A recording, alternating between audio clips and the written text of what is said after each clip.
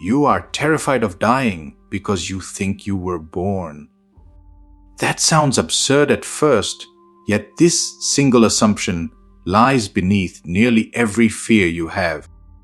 From childhood, you were taught that you arrived at a certain moment, that you are this body, this personality, this collection of memories moving through time toward an inevitable end. And because you believe you began, you are terrified of ending.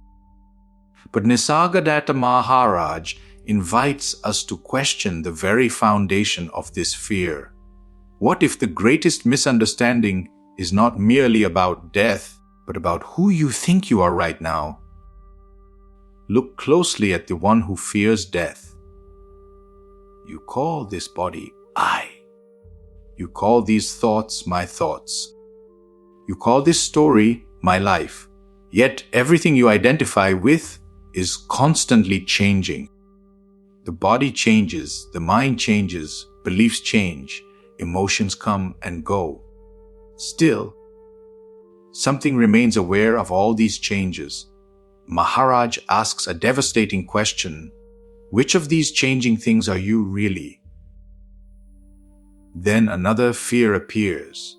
The mind says, fine, perhaps I am not merely the body, but surely I have a soul that survives death.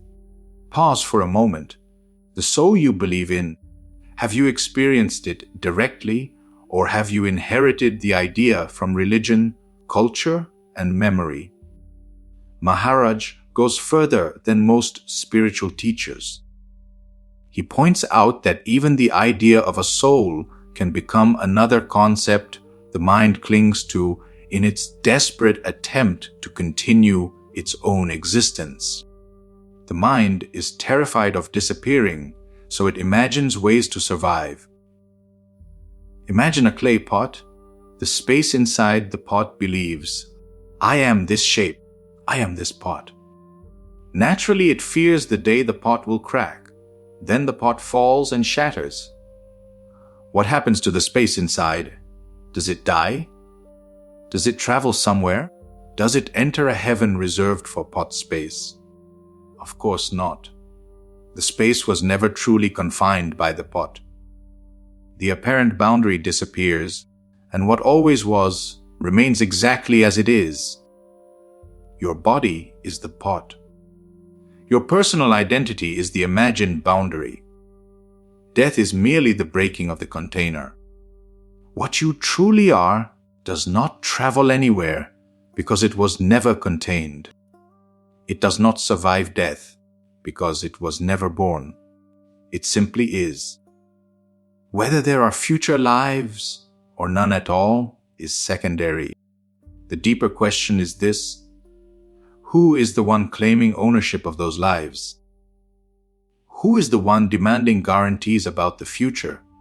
Trace that sense of I back to its source.